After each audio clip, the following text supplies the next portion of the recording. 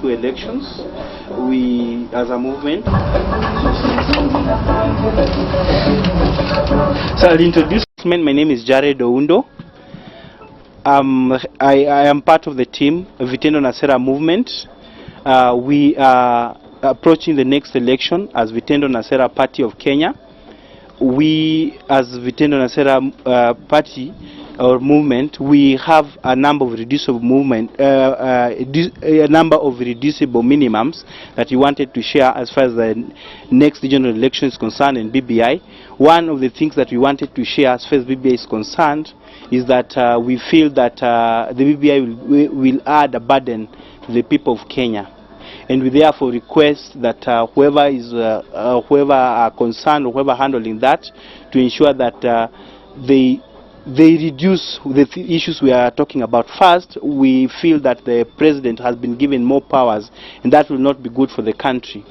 Then the other thing that we feel is that we are being told about tax holidays doesn't add up. It's the ease of doing business in Kenya is very, there's no ease of doing business here in Kenya. It's very complicated to do business. There are a number of taxes that you need to pay. For you to register business here in Kenya, there are several licenses that you are required. You are required to apply for business registration. There are a number of things that you need to pay. You pay business registration. In every county you have to get. We could have reached into a consensus and not to get into the general election. Before general election, we go to another election called referendum.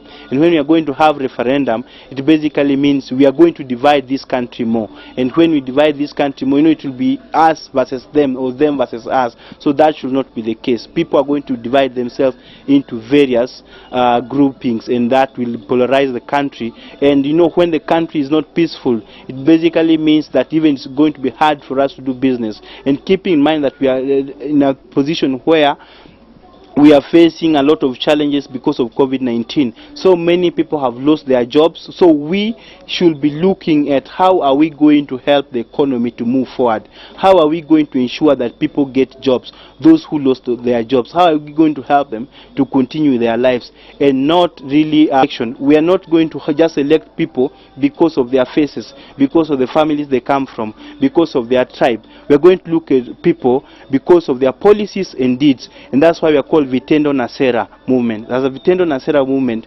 tutaangalia matendo ya watu, sera zako ni gani, hata kuchagua kwa sababu ya kabila lako. Kwa hivyo tunapoenda kwa uchaguzi unaokaribia, ni ombi langu kwamba kwa sasa wale ambao wamechaguliwa, ambao wako uongozi, watulie, waache para, waache kupiga kelele, waache kurandaranda, wakiita kitangatanga, wakiita keleke, ile ambao watawaita. Ni kwa sasa ningewaomba, ama sisi kama vuguvugu, ni kuomba kwamba wawache kelele, tufanyie wananchi kazi. Tuliwachagua mwaka wa 2017 ili watufanyie kazi, si kutenganisha sisi kama Wakenya. Na kwa hivyo niruhusu niongeze kwa Kiswahili kwamba maneno ya BBI, tunafikiri ya kwamba rais amepewa mamlaka zaidi ya kutosha.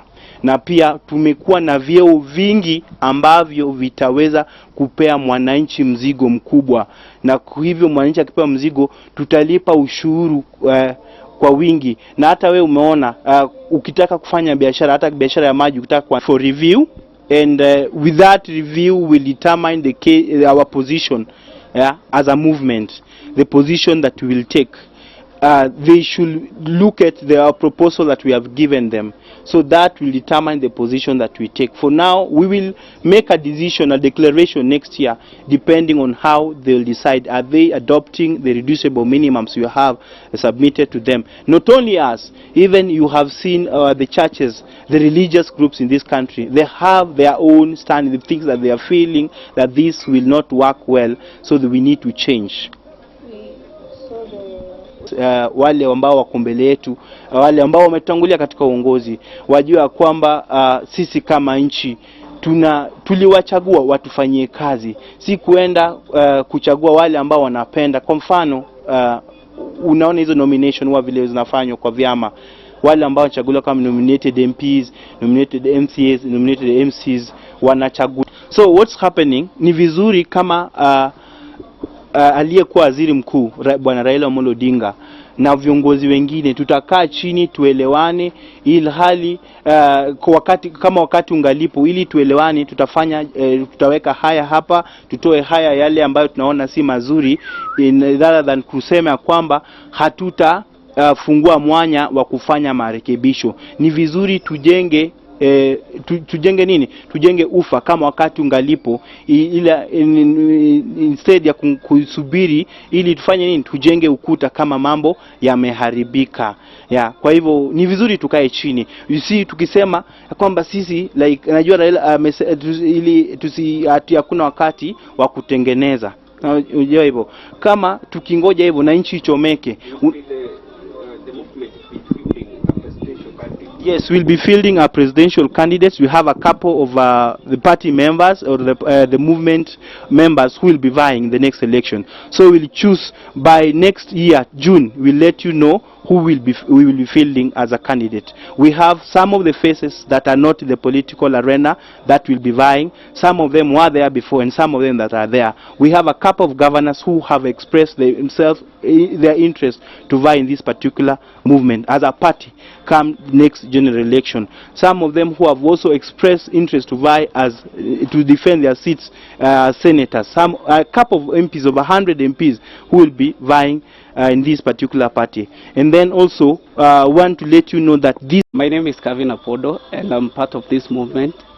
And one thing I have to say is that on the BBI proposal, most of the proposals, if for example, let's say the tax holiday, I think that statement alone is cosmetic. There is no detailed information about tax holiday. As you consider right now, doing business in Kenya is already expensive. So I think there is need to explain or give details about the tax holiday for the youth. And secondly, when it comes to politics, we don't want to see politicians doing politics at the expense of our lives as youth. And that is why we are starting a movement, or we've started a movement that will ensure that there is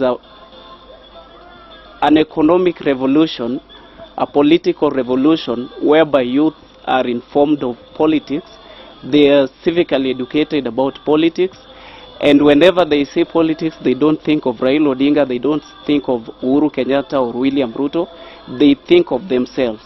They think of their jobs, employment, they think of their future, and for the future generation. My name is Nancy Kisia. One of the founders of this party, and I'm representing women in the country, and we are, as a party, we are so much interested in gender balance according to the constitution, and as a party we are ready to be signatories if only some few amendments we feel are not right are done, especially on the wage bill.